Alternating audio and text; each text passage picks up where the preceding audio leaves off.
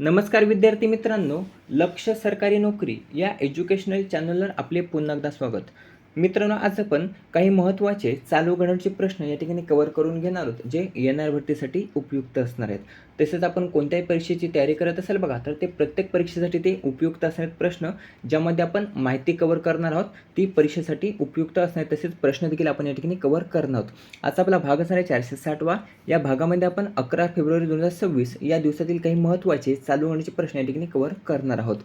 जर आपल्याला अधिक माहिती हवी असेल तर ती आपल्याला टेलिग्रामवर प्राप्त होईल. त्यासाठी टेलिग्राम चॅनल आपलं जॉईन करायचं आहे. टेलिग्रामची लिंक ही डिस्क्रिप्शनमध्ये देण्यात आलेली आहे. त्या ठिकाणी आपण माहिती देखील कव्हर करत असतो आणि याचा PDF देखील त्या ठिकाणी अपलोड करत असतो. त्यासाठी टेलिग्राम जॉईन करायचं आहे. प्रश्न पहिला आहे. पहिला प्रश्न घेण्या अगोदर काल एक प्रश्न विचारला होता, त्याचं उत्तर आपल्याला कमेंटमध्ये द्यायचं होतं. ते उत्तर एकदा कव्हर करून घेऊया. प्रश्न असा होता, पदवीपर्यंतचे शिक्षण मोफत करणारे पदवीपर्यंतचे शिक्षण मोफत करणारे देशातील पहिले राज्य कोणते ठरले आहे? तर त्याचं उत्तर होतं केरळ. लक्षात ठेवायचं आहे, केरळ ज्या राज्याने बघा पदवीपर्यंतचे शिक्षण हे मोफत केलेले आहे. आजचा व्हिडिओ सुरू करूया. पहिला प्रश्न आहे, थान्या नाथन सी ह्या कोणत्या राज्याच्या पहिल्या 100% अंध महिला न्यायाधीश बनल्या आहेत? याचं उत्तर देखील असणार आहे केरळ. तर केरळ राज्याच्या पहिल्या 100% अंध महिला न्यायाधीश बनलेल्या आहेत थान्या नाथन सी. प्रश्न फिरवून विचारला जाऊ शकतो. केरळ राज्याच्या पहिल्या 100% अंध महिला न्यायाधीश कोण बनल्या? तर थान्या नाथन सी ह्या बनल्या. जर विचारलं राज्य कोणतं, तर केरळ लक्षात ठेवायचं आहे. त्यांनी ब्रेल लिपी आणि स्क्रीन रीडर सॉफ्टवेअरने अभ्यास केला होता. प्रश्न महत्त्वाचा आहे. थान्या नाथन यांनी ब्रेल लिपी आणि स्क्रीन रीडर सॉफ्टवेअरने अभ्यास केला होता. कामगिरी जर आपण पाहिली त्यांची, तर कामगिरी अशी होती की अपंगत्व गुणवत्ता यादीमध्ये रँक 1 त्यांनी मिळवलेला आहे. 2025मध्ये एक सर्वोच्च न्यायालयाचा महत्त्वाचा निर्णय आला होता. त्या निर्णय असा होता की अपंगत्वामुळे कोणताही उमेदवार हा अपात्र ठरू शकत नाही, असा महत्त्वाचा निर्णय हा सर्वोच्च न्यायालयाने 2025मध्ये घेतला होता. पुढील प्रश्न आहे दुसरा, सॅफ अंडर-19 महिला फुटबॉल कप 2026 याचं विजेतेपद कोणी पटकावलेलं आहे किंवा हा फुटबॉल कप कोणी जिंकलेला आहे? तर उत्तर असणार आहे आपला भारत. आपल्या भारतीय महिलांनी बघा सॅफ अंडर-19 महिला फुटबॉल कप 2026 याचं विजेतेपद हे नुकतंच पटकावलेलं आहे. याचं आयोजन कोणत्या ठिकाणी करण्यात आलं होतं? तर पोखरा, नेपाळ. लक्षात ठेवायचं आहे, पोखरा, नेपाळ या राज्यामध्ये नेपाळ या देशामध्ये याचं आयोजन हे करण्यात आलं होतं. सॅफ जर आपण पाहिला तर दक्षिण आशियाई फुटबॉल महासंघ म्हणजेच सॅफ. लक्षात ठेवायचं आहे, दक्षिण आशियाई फुटबॉल महासंघ. आवृत्ती किती होती सॅफ अंडर-19 महिला फुटबॉल कपची? तर 7वी आवृत्ती पार पडली होती. कितवी? 7वी आवृत्ती, जी नेपाळ या ठिकाणी आयोजित करण्यात आली होती. भारतीय संघाचं टोपण नाव विचारलं जाऊ शकतं, तर यंग टायग्रेसेस. काय? यंग टायग्रेसेस असं भारतीय संघाचं टोपण नाव आहे. भारतीय कर्णधार कोण होते? तर जुलान नेंगमैथेम. काय? जुलान नेंगमैथेम असं बघा त्यांचं नाव आहे, ज्या भारताच्या कर्णधार होत्या. सॅफचं मुख्यालय कोणत्या ठिकाणी आहे? ढाका, बांगलादेश या ठिकाणी सॅफचं मुख्यालय आहे. यामध्ये बेस्ट गोलकीपर कोण ठरला? तर मुन्नी ही बघा बेस्ट गोलकीपर ठरली असून फेअर प्ले अवॉर्ड हा कोणत्या देशाने जिंकलेला आहे? तर आपल्या भारताने फेअर प्ले अवॉर्ड हा जिंकलेला आहे. भारताचं हे कितवं विजेतेपद असणार आहे? तर भारताचं हे सॅफमधील 3रं विजेतेपद असणार आहे. कोणकोणत्या वर्षी? तर 2019ला पटकावलं होतं, 2022ला पटकावलं होतं आणि 2026ला भारताने 3ऱ्यांदा याचं विजेतेपद हे पटकावलेलं आहे. यामध्ये सहभागी किती संघ होते? 4 संघ होते. नेपाळ, भारत, भूतान, बांगलादेश असं त्या 4 संघांचं नाव आहे, जे 4 संघ यामध्ये सहभागी होते. लक्षात ठेवायचं आहे, सॅफ हा दक्षिण आशियाई फुटबॉल महासंघ म्हणजेच SAFF, South Asian football federation. पुढील प्रश्न आहे तिसरा, हिवाळी ऑलिम्पिक 2026मध्ये ज्योत घेण्याचा सन्मान हा कोणास प्राप्त झालेला आहे? प्रश्न अधिक महत्त्वाचा आहे, लक्षात ठेवायचा आहे, स्टार मार्कून ठेवायचा आहे. तर हिवाळी ऑलिम्पिक 2026 याचं आयोजन अगोदर करून घेऊया. तर आयोजनाचं मिलान आणि कोर्टिना डी अम्बेझो. काय? मिलान आणि कोर्टिना डी आंपेझो जे इटली या ठिकाणी आहे. तर या इटलीमध्ये याचं आयोजन हे करण्यात आलेलं आहे हिवाळी ऑलिम्पिक 2026.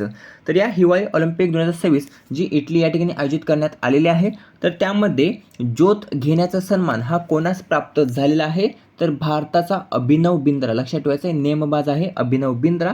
तर अभिनव बिंद्रा हा हिवाळी ऑलिम्पिक 2026मध्ये ज्योत घेण्याचा सन्मान त्यास प्राप्त झालेला आहे. आयोजन आपण पाहिलं इटली या देशात करण्यात येणार आहे. इटलीतील हे चौथं आयोजन असणार आहे. कितवं? चौथं आयोजन. या अगोदर 3 वेळा आयोजन करण्यात आलं होतं, हे चौथ्यांदा असणार आहे 2026. अभिनव बिंद्रा जर आपण पाहिलं तर अभिनव बिंद्रा हा भारतासाठी सुवर्णपदक जिंकणारा पहिला आहे नेमबाज. लक्षात ठेवायचं आहे, ऑलिम्पिकमध्ये सुवर्णपदक जिंकणारा पहिला भारतीय जर आपण पाहिला तर तो आहे अभिनव बिंद्रा, ज्याने 2008मध्ये किंवा 2008मध्ये जी बीजिंग या ठिकाणी ऑलिम्पिक स्पर्धा पार पडली होती बघा, बीजिंग या ठिकाणी, बीजिंग चीन. तर या बीजिंग चीनमध्ये 10 मीटर एअर रायफल प्रकारामध्ये अभिनव बिंद्रा यांनी सुवर्णपदक जिंकलं होतं आणि ते भारतासाठी पहिलं सुवर्णपदक ठरलं होतं ऑलिम्पिकमध्ये. ऑलिम्पिकमध्ये पदक जिंकणार जर पहिलं आपण पाहिलं तर खाशाबा जाधव. नाव लक्षात ठेवायचं आहे, खाशाबा जाधव हे ऑलिम्पिकमध्ये पदक जिंकणारे पहिले भारतीय होते. त्यांनी कांस्य पदक पटकावलं होतं. हा जो काही सन्मान असणार आहे अभिनव बिंद्राचा, तर अभिनव बिंद्राचा हा दुसरा सन्मान असणार आहे. कितवा? दुसरा. पहिला जर आपण पाहिला तर तो पॅरिस ऑलिम्पिक 2024 ज्या स्पर्धा पार पडल्या बघा, तर त्या ठिकाणी पहिला सन्मान होता आणि हा आता त्याचा दुसरा सन्मान असणार आहे. चौथा प्रश्न, जालना महानगरपालिकेचे पहिले महापौर कोण बनलेले आहेत? हा देखील प्रश्न महत्त्वाचा येणाऱ्या भरतीमध्ये विचारला जाईल. तर जालना महानगरपालिकेचे पहिले महापौर बनलेले आहेत पर्याय ड वंदना मगरे. वंदना मगरे हे जालना महानगरपालिकेचे पहिले महापौर बनले असून राजेश राऊत हे पहिले उपमहापौर बनलेले आहेत. प्रश्न विचारला जाऊ शकतो, शहराचे प्रथम नागरिक कोण असतात? शहराचे प्रथम नागरिक कोण असतात? तर शहराचे प्रथम नागरिक असतात महापौर. जसं राज्याचे असतात राज्यपाल, देशाचे असतात राष्ट्रपती, तसं शहराचे प्रथम नागरिक असतात महापौर. लक्षात ठेवायचं आहे. जालना महानगरपालिकेचे पहिले महापौर कोण बनले? वंदना मगरे बनल्यात. उपमहापौर बनल्यात राजेश राऊत. जर आपण इचलकरंजीकडे गेलो तर इचलकरंजीचे पहिले महापौर बनल्यात उदय धाटुंडे आणि पहिले उपमहापौर बनलेत अनिल डाया. दोन्ही महानगरपालिका महत्त्वाच्या आहेत. या दोन्ही महानगरपालिकेमध्ये बघा यावर्षी प्रथमच बघा मतदान झालेलं आहे, म्हणजे निवडणुका या प्रथमच झालेल्या आहेत महानगरपालिकेच्या. जालना ही महाराष्ट्राची 29वी महानगरपालिका आहे. इचलकरंजी ही महाराष्ट्राची 28वी महानगरपालिका आहे. एकूण महानगरपालिका किती आहेत महाराष्ट्रामध्ये? 29 महानगरपालिका आहेत. लक्षात ठेवायचे 29वी आहे जालना, जिच्या पहिल्या महापौर बनल्यात वंदना मगरे आणि उपमहापौर राजेश राऊत. पुढचा प्रश्न पाहूया, 5वा. लखपती बिटिया योजना खालीलपैकी कोणत्या सरकारने जाहीर केलेली आहे? तर लखपती बिटिया योजना ही दिल्ली सरकार. लक्षात ठेवायचे दिल्ली सरकारने जाहीर केलेली आहे. रेखा गुप्ता असं दिल्लीच्या मुख्यमंत्र्यांचं नाव आहे. रेखा गुप्ता दिल्लीच्या कितव्या महिला मुख्यमंत्री ठरलेल्या आहेत? उत्तर याचं कमेंट करून सांगायचं आहे. प्रश्न महत्त्वाचा आहे. तर जन्मापासून ते पदवीपर्यंत मुलींना टप्प्याटप्प्याने आर्थिक मदत ही देण्यात येणार आहे. ती किती? तर एकूण 56,000ची सहाय्यक रक्कम ही टप्प्यांमध्ये दिली जाणार आहे. शिक्षण हे यशस्वीरित्या पूर्ण झाल्यानंतर योजना ही परिपक्व होणार आहे. त्यानंतर मुलींना रुपये 1 लाखांपेक्षा अधिक रक्कम ही मिळणार आहे. किंवा तर शिक्षण यशस्वीरित्या पूर्ण झाल्यानंतर त्यानंतर मुलींना रुपये 1 लाखापेक्षा अधिक रक्कम ही मिळणार आहे. लक्षात ठेवायचं आहे. प्रश्न महत्त्वाचा आहे, लखपती बिटिया योजना, लखपती दीदी योजना कोणत्या राज्याशी संबंधित आहे? उत्तर कमेंट करून सांगायचं आहे. महाराष्ट्रामध्ये कोणती योजना आहे? तर मुख्यमंत्री लाडकी बहीण योजना महाराष्ट्रामध्ये आहे.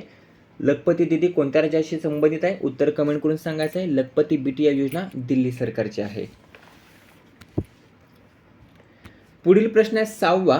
भारतात लोकर उत्पादनामध्ये कोणते राज्य अव्वल ठरलेले आहे? तर भारतामध्ये लोकर उत्पादनामध्ये राजस्थान, पर्याय अ, राजस्थान हे राज्य अव्वल ठरलेले आहे. दुसरा क्रमांक येतो जम्मू आणि काश्मीरचा. तिसरा क्रमांक येतो कर्नाटकचा. महाराष्ट्र कितव्या क्रमांकावर आहे? महाराष्ट्र 6व्या क्रमांकावर आहे. लोकरमध्ये महाराष्ट्र हा भारतामध्ये 6व्या क्रमांकावर आहे. प्रश्न फिरून विचारला जाईल, भारतामध्ये लोकर उत्पादनामध्ये महाराष्ट्राचा कितवा क्रमांक लागतो? तर महाराष्ट्राचा 6वा क्रमांक लागतो. पहिला क्रमांक लागतो राजस्थानचा, दुसरा लागतो जम्मू काश्मीरचा, तिसरा लागतो कर्नाटकचा. चौथं राज्य आपण पाहिलं तर तेलंगणा चौथ्या क्रमांकावर आहे. 5व्या क्रमांकावर आहे गुजरात आणि 6वा क्रमांक येतो आपल्या महाराष्ट्राचा. महाराष्ट्राचं जर उत्पादन आपण पाहिलं लोकरचं तर ते एवढं आहे की 1601.28 हजार किलो. किती? 1601.28 हजार किलोग्रॅम एवढं महाराष्ट्राचं उत्पादन आहे. जर आपण जागतिक रँकिंग पाहिली तर जागतिक रँकिंगमध्ये भारत हा दुसऱ्या क्रमांकावर आहे मेंढी संख्येमध्ये. लक्षात ठेवायचं आहे, मेंढी संख्येमध्ये भारताचा जागतिकमध्ये दुसरा क्रमांक लागतो आणि लोकर उत्पादनामध्ये जर आपण पाहिलं तर 9वा क्रमांक लागतो. लोकर उत्पादनामध्ये 9वा क्रमांक आणि मेंढी संख्येमध्ये दुसरा क्रमांक भारताचा लागतो. प्रश्न 7वा अतिशय महत्त्वाचा स्टार मार्क करून ठेवायचा आहे. तर ज्या काही शेतकरी आत्महत्या होतात बघा महाराष्ट्रामध्ये, तर या शेतकऱ्यांच्या आत्महत्या रोखण्यासाठी टास्क फोर्स स्थापन करणारे पहिले राज्य कोणते असणार आहे? प्रश्न अतिशय महत्त्वाचा स्टार मार्क करून ठेवायचा आहे. महाराष्ट्राशी संबंधित आहे, प्रश्न विचारला जाईल.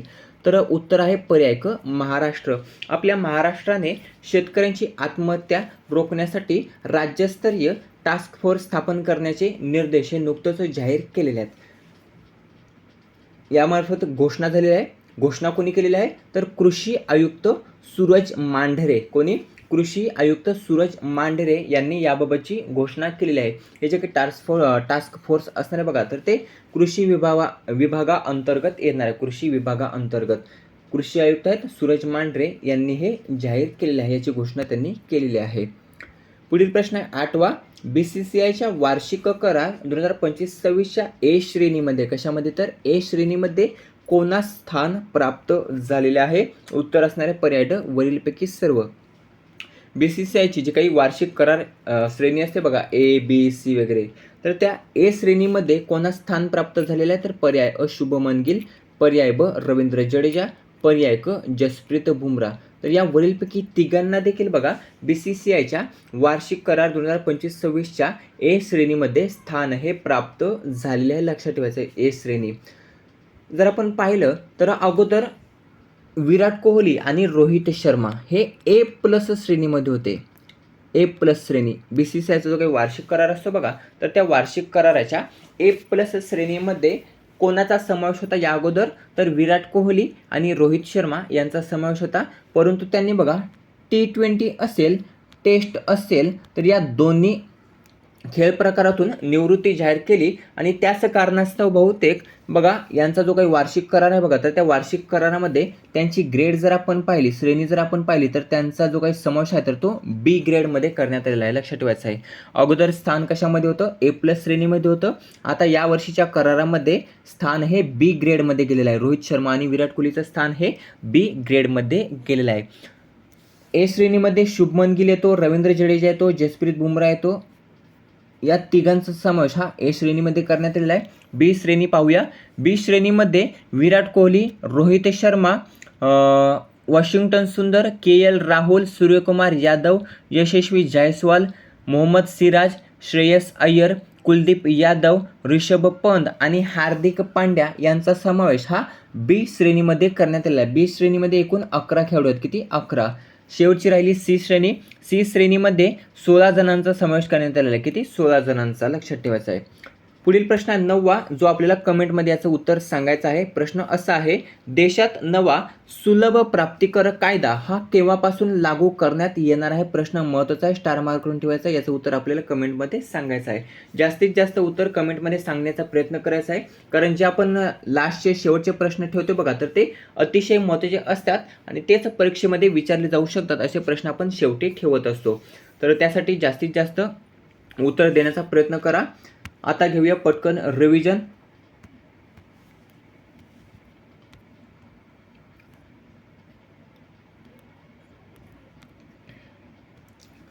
पहिला प्रश्न आहे, थान्या नाथन सी कोणत्या राज्याच्या पहिल्या 100% अंध महिला न्यायाधीश बनल्या आहेत? केरळ राज्याच्या पहिल्या 100% अंध महिला न्यायाधीश बनल्या थान्या नाथन सी. नाव लक्षात ठेवायचं आहे, थान्या नाथन सी. दुसरा प्रश्न आहे सॅफ अंडर 19 महिला फुटबॉल कप 2026 खालीलपैकी कोणी जिंकलेला आहे? तर आपल्या भारताने जिंकलेला आहे सॅफ अंडर 19 फुटबॉल कप 2026. पुढील प्रश्न आहे हिवाळी ऑलिम्पिक 2026 मध्ये ज्योत घेण्याचा सन्मान कोणास प्राप्त झालेला आहे? अभिनव बिंद्रा यांना प्राप्त झालेला आहे हिवाळी ऑलिम्पिक 2026 मध्ये ज्योत घेण्याचा सन्मान. पुढील प्रश्न आहे जालना महानगरपालिकेचे पहिले महापौर कोण बनले आहेत? वंदना मगरे हे जालना महानगरपालिकेचे पहिले महापौर बनलेले आहेत. पुढील प्रश्न आहे 5वा लखपती बिटिया योजना खालीलपैकी कोणत्या सरकारने जाहीर केलेली आहे? पर्याय ड दिल्ली सरकारने जाहीर केलेली आहे लखपती बिटिया योजना. पुढील प्रश्न आहे भारतात लोकर उत्पादनामध्ये कोणते राज्य अव्वल ठरलेले आहे? तर राजस्थान हे राज्य बघा लोकर उत्पादनामध्ये भारतात अव्वल ठरलेले आहे. महाराष्ट्राचा 6वा क्रमांक येतो. 7वा प्रश्न आहे शेतकरी आत्महत्या रोखण्यासाठी टास्क फोर्स हे कोणते राज्य सरकार स्थापन करणार आहे? जे देशातील पहिलेच ठरणार आहे.